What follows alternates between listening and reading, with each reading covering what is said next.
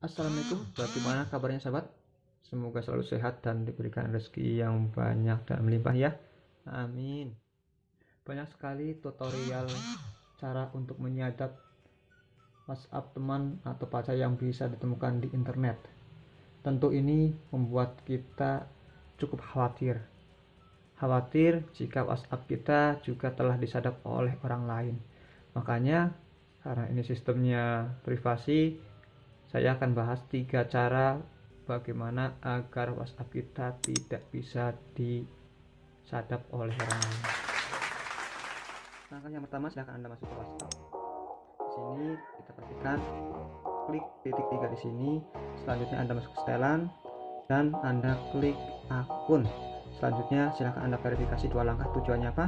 Ketika WhatsApp kita diaktifkan di HP lain, maka akan dimintai verifikasi dengan nomor atau PIN yang sudah dilakukan. Contohnya ini.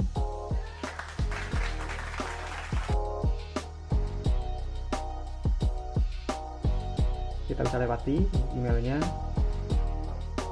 dan di sini sudah aktif. Jadi tidak akan bisa digunakan nomor HP ini di HP lain atau di perangkat lain kecuali kita mengetahui PIN-nya. Selanjutnya untuk cara yang kedua agar HP Anda, WhatsApp Anda aman, Anda klik titik 3 di sini dan Anda masih di setelan. Selanjutnya Anda klik akun dan klik lagi privasi dan silakan Anda scroll ke bawah. Di sini ada fasilitas sidik jari. Jika Anda belum mempunyai versi ini, silahkan klik link yang sudah saya sediakan untuk mengupdate WhatsApp Anda tanpa Anda harus menghapus WhatsApp-nya. Dan ini cara yang ketiga ya, nggak perlu aplikasi tambahan, namun hasilnya powerful. Anda bisa mengetahuinya secara akurat ya.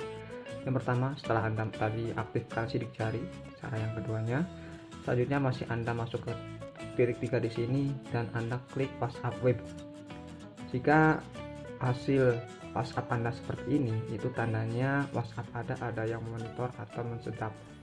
Maka silakan Anda klik ini dan lihat di sebelahnya, maka di perangkat yang tersambung akan keluar secara otomatis. Seperti itu. Oke, semoga bermanfaat 3 tips cara agar HP Anda, WhatsApp Anda tidak disadap atau disalahgunakan oleh orang lain.